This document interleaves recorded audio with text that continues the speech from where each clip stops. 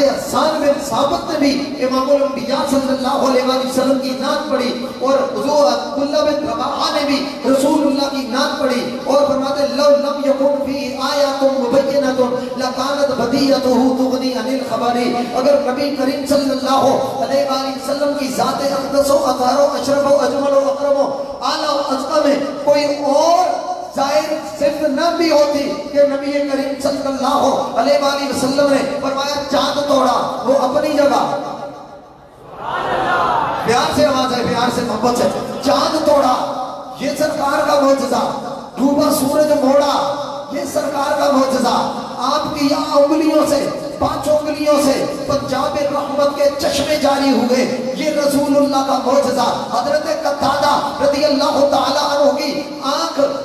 نکل پڑی تھی، توہین لگا کر بیلا لگا کے پھنسا کا تھوک مبارک لحاب شریف لگایا، فرماتے ہیں جو پہلے آنکھ ٹھیک تھی اس سے کم نظر آتا تھا، جو نبی نے عطا کی اس سے زیادہ نظر حضرت عبداللہ بن نذیر کے ٹوٹی ہوئی پنڈلی کو لحاب شریف لگا دیا، دم کیا تو وہ ٹھیک ہو گئی۔ سرکار نے نابینے کو کے لیے دعا فرمائی، حضور آنکھیں اللہ نے عطا کی، فرمایا سرکار نے اشارہ کیا جاءت لدعوت الاشجار ساجدۃ تمشی الیہ علی ساکن بلا قدمی، مصطفیٰ کریم نے اشارہ کیا، درخت دائیں بائیں آگے پیچھے ہلا، زمین کو چیرتا ہوا سرکار کے قدمین شریفین میں حاضر ہوگا۔ سرکار نے اشارہ کیا، پتھروں نے سلام پڑھا، حضور نے اشارہ کیا،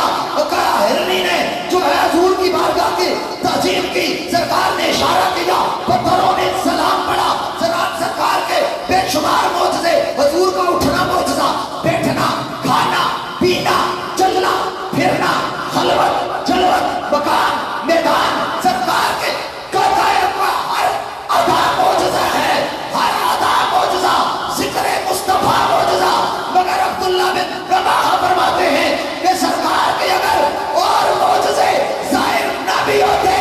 چہرہ محمد، جمال مصطفیٰ،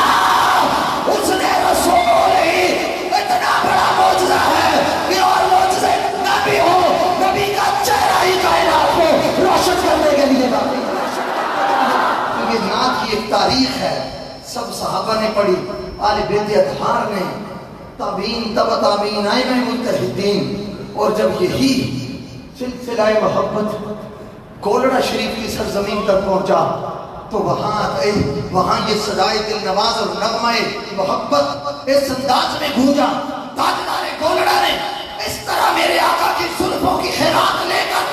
زمزمہ سرائی کی، فرمایا اس صورت نو میں جانا تھا،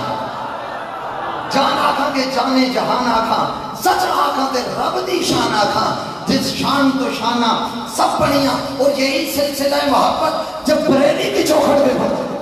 امی اہل سنت نے فرمایا لم جاتی نظیروں کا بھی نظر ہے، چمک کوئی صفاتے ہیں سب پانے والے، سب سے اولا والا ہمارا نبی یہی کہتی ہے بلبلے پانے جنا کہ رضا کی طرح کوئی سارمیاں نہیں، ہند میں واسب شاہ خدا، مجھے شوق یہ تب ہے رضا کی قسم، فرمایا یہی پھود خار سے دور ہے، یہی شمع ہے کہ دعا نہیں کروں گا مدے آلے تو والرضا، پر اس بلا میں میری بلا میں کما ہوں اپنے قریب کا، میرا دین پارا ہے